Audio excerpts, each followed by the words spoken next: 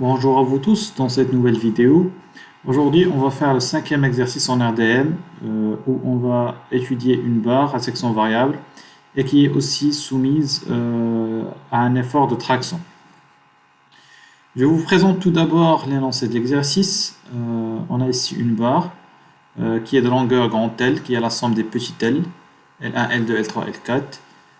Elle a des sections variables tout au long de sa longueur suivant x, et aussi elle est soumise à des efforts en fait au niveau de la variation de section et au niveau des extrémités de la barre.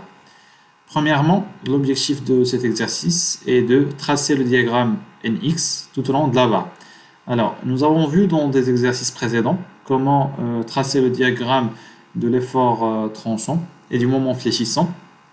Aujourd'hui, je vous explique un exercice, ou bien je fais avec vous un exercice un peu différent, c'est-à-dire on va tracer le diagramme mais de l'effort normal, pas de l'effort tranchant ou bien du moment fléchissant, tout au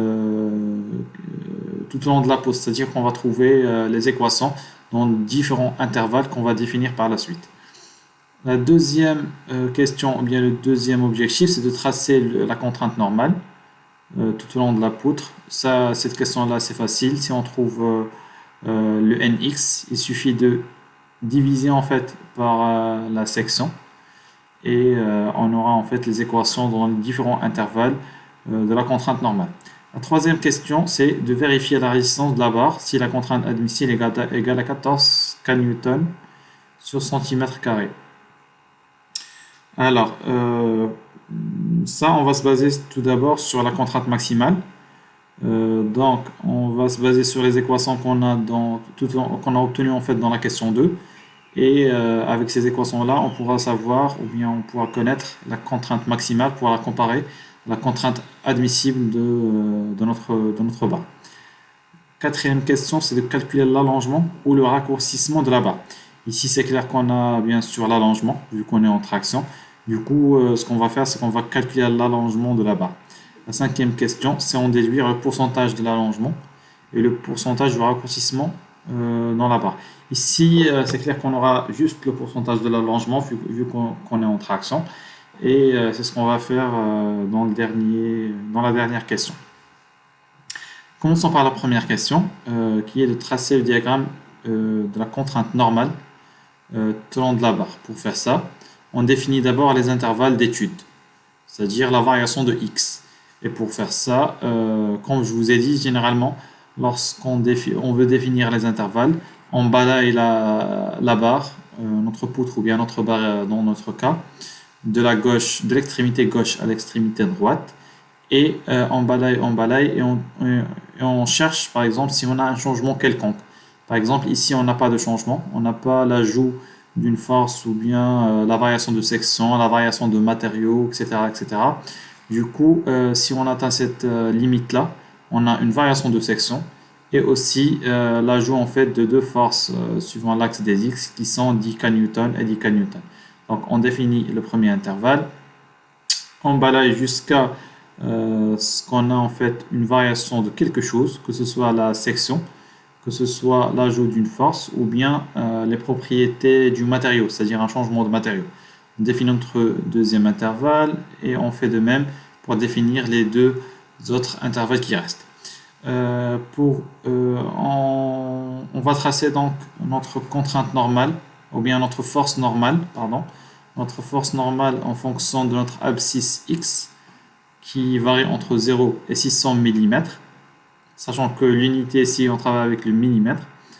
On applique tout d'abord dans le premier intervalle entre 0 et 200 mm notre principe fondamental de la statique. Vu que dans notre cas on a un problème statique, donc on a le droit d'utiliser le PFS.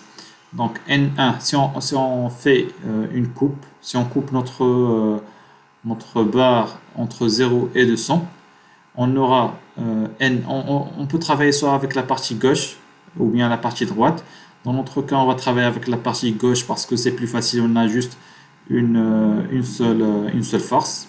Par contre, si on fait une coupe par exemple, on travaille avec la partie droite, on aura plusieurs forces à sommer, du coup, ce sera plus lent et plus difficile à faire ou bien à calculer.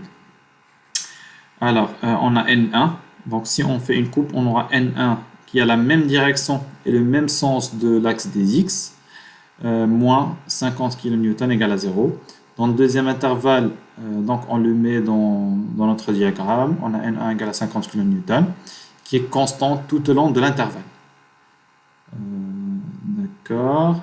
Alors, dans le deuxième intervalle, si on fait une coupe, on a N2 qui a le même sens et la même direction que l'axe des X, moins 50 kN, plus 10 kN, qui ont la même direction de l'axe des X.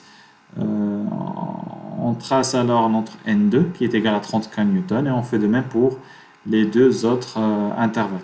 Ici, si vous avez remarqué, pour le dernier intervalle qui est le I4, j'ai travaillé avec la partie gauche de notre barre. J'aurais pu en fait travailler avec la partie droite. En fin de compte, on aura en fait le même résultat. Du coup, dans les exercices, il est préférable en fait de travailler avec la partie où on a en fait le moins de calculs et on est sûr en fait de ne pas se tromper. Par contre, il faut faire attention au niveau du signe, vu que si on fait la coupe ici, on travaille avec la partie gauche, c'est les efforts ou bien les forces, ils ont le signe opposé.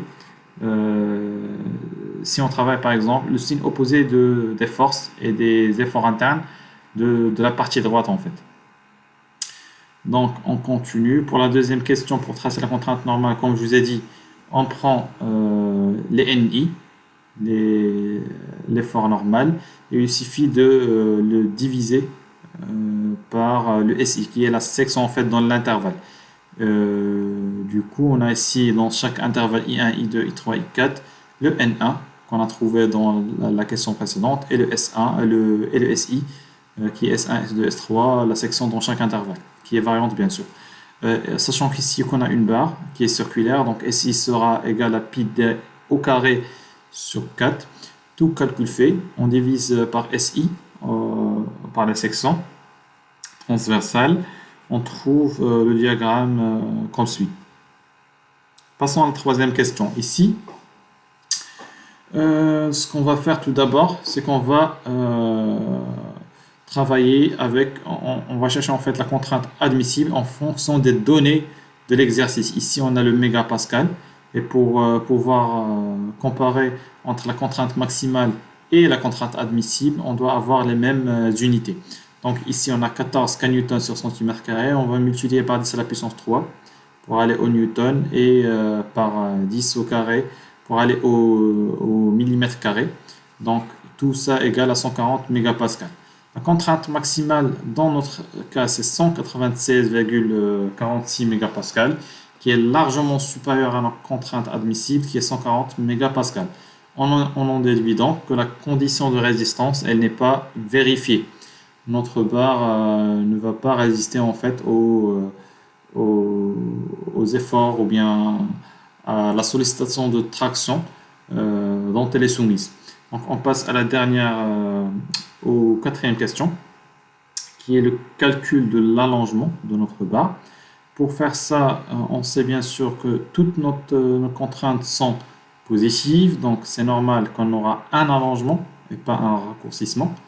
Généralement, dans les exercices, on pourra vous donner l'énoncé de l'exercice, mais ne pas vous dire si on a un allongement ou bien un raccourcissement. Par contre, dans cet exercice, c'est clair parce que même l'intitulé de la vidéo ou bien l'intitulé de l'exercice montre qu'on a une barre en traction et pas en compression.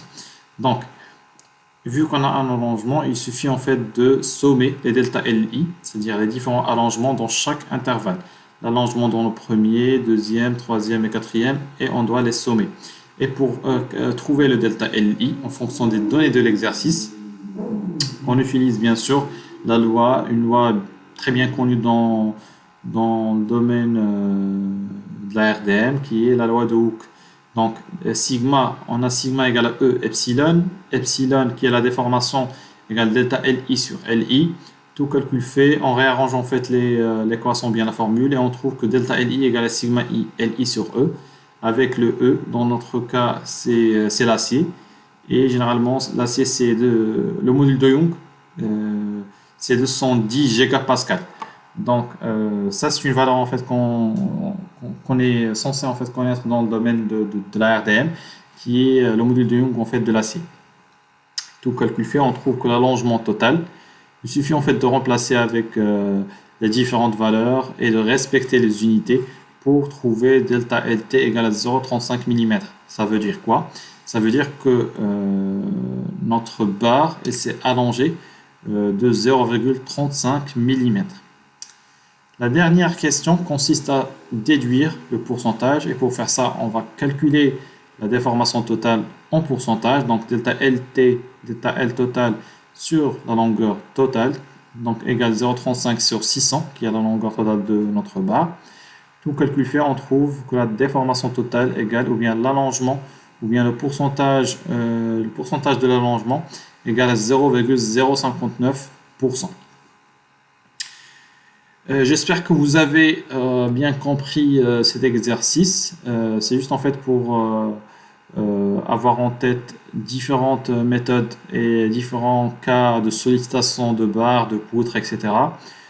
J'espère que vous avez tout compris, et je vous remercie pour votre attention, et à la prochaine vidéo.